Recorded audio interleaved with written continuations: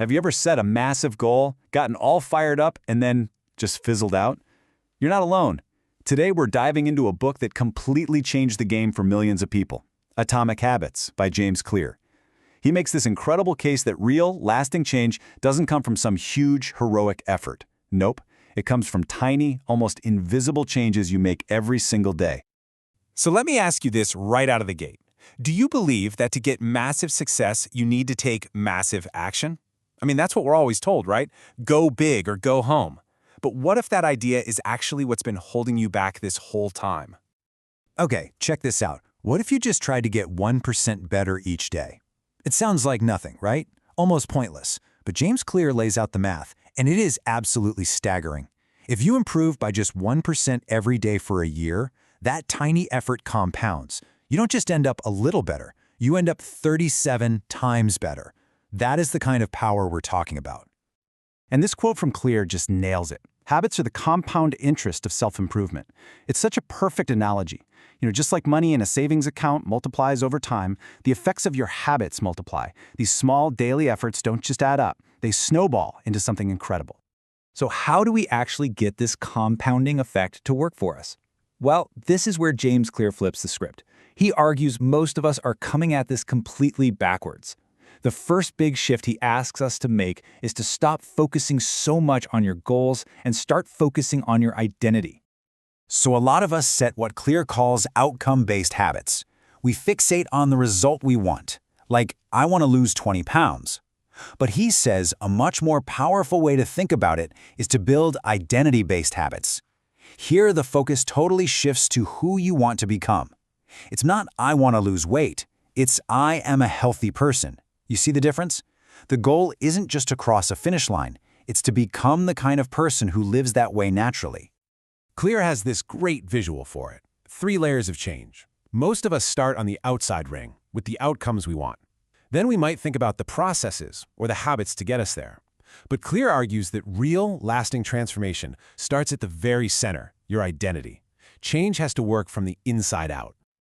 And this is the part that really clicks. Every single action you take is like casting a vote for the person you want to be.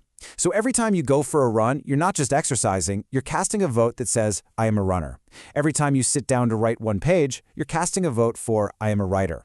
These tiny habits are the proof, the evidence that you're building that new identity. Okay, so this whole build your identity with small habits thing sounds great, right? But how do you actually do it day in and day out? Well, this is where Atomic Habits gets super practical. Clear gives us this amazing toolkit that he calls the 4 laws of behavior change. So here's the framework, and it's basically a simple checklist for creating any good habit. All you have to do is follow 4 rules. 1, make it obvious. 2, make it attractive. 3, make it easy. And 4, make it satisfying. That's it. Let's break them down. First up, make it obvious. And seriously, this is a total game changer. Clear argues that people with amazing self-control aren't actually superheroes with more willpower than the rest of us. Not at all. They are just masters of their environment. They design their world so that the good habits are the easiest, most obvious things to do.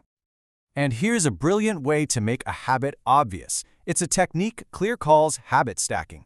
You just piggyback your new habit onto a habit you already have. The formula is super simple. After I do my current habit, I will do my new habit. So something like, after I pour my morning coffee, I will meditate for 1 minute. That old habit, making coffee, becomes the trigger for the new one. It's genius. Law number 2, make it attractive. Look, we are social creatures. We are massively influenced by the people around us. So, as Clear points out, one of the most effective things you can do is to join a group or a culture where the thing you want to do is just what they do. It's the normal behavior. If all your friends are active and into fitness, you're way more likely to be too. And here's a really clever hack for this law. It's called temptation bundling. You link something you want to do with something you need to do. For instance, you tell yourself you can only listen to your favorite true crime podcast while you're exercising. You're basically using the promise of something you love to pull you toward the habit you're trying to build. All right, law 3 is to make it easy. And this one is so important. Clear has this fantastic line, you don't rise to the level of your goals, you fall to the level of your systems. The real secret to being consistent is just to reduce the friction. Make doing the right thing the absolute easiest option available. And the most famous tool for this is the 2-minute rule. Whatever new habit you're trying to build, you just scale it down until it takes less than 2 minutes to do. So, read before bed becomes read 1 page. Do yoga becomes get out my yoga mat. You see, the point at the beginning isn't to get a huge result. It's to make it so laughably easy to start that you can't possibly say no. You're mastering the art of just showing up. Another really powerful way to make habits easy is to make one-time decisions that literally automate your future good behavior. Think about it. Buying smaller plates to help with portion control, setting up an automatic transfer to your savings account, getting a water filter so good water is always on tap. These are choices you make once that lock in better habits for months or years, no daily willpower required. And that brings us to the final law: make it satisfying. Here's the thing about our brains. They are wired for immediate gratification, but the rewards of good habits, like going to the gym, are often delayed. So, Clear says we have to find a way to give ourselves an immediate reward. We have to find a way to feel successful the moment we finish the habit. But what happens when you mess up? Because, let's be real, you're going to. We all do. Clear has a rule for this that is just so simple and so effective: never miss twice. Look, missing one workout? That's an accident, life happens. But missing 2 in a row? That's the start of a new bad habit. This rule gives you permission to be human, but it creates urgency to get right back on track. So the 4 laws are your toolkit for getting a habit off the ground. But what about 6 months from now, or a year from now, when that initial motivation is gone? Well, Clear also gives us some brilliant strategies for making sure these habits actually stick for good. You know, the biggest threat to long-term success isn't really failure, it's boredom. We just get tired of doing the same thing. So to stay engaged, Clear says you need to operate in what he calls the Goldilocks Zone. That's when a task isn't so hard that you get frustrated, but it's not so easy that you get bored. It's just challenging enough to keep you locked in. And part of staying engaged is being smart about the habits you choose in the first place. Don't just pick something because you think you should. Pick habits that actually align with your personality. If you're an introvert, maybe a solo sport, like running, is a better fit than a huge team sport. If you love to organize, build a habit around planning. You want to play a game you're actually good at. Now, for anyone aiming for true mastery in something, Clear presents this really interesting paradox. Habits are absolutely the foundation.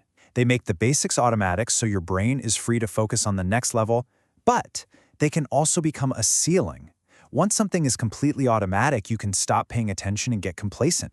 So to keep getting better, you have to build in moments of reflection and review to refine your habits.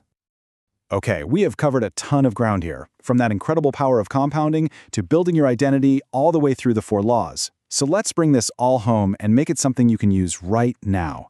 It's time to think about your very first atomic habit. So I'm going to leave you with this question, which comes straight from the book, and it ties everything together. Thinking about the person you truly want to become, what is one tiny 2-minute habit that you can do today that would cast a vote for that identity? That's all it takes. It's not about changing your whole life in one day. It's about casting one small vote and then another, and letting those atomic habits build a remarkable new you.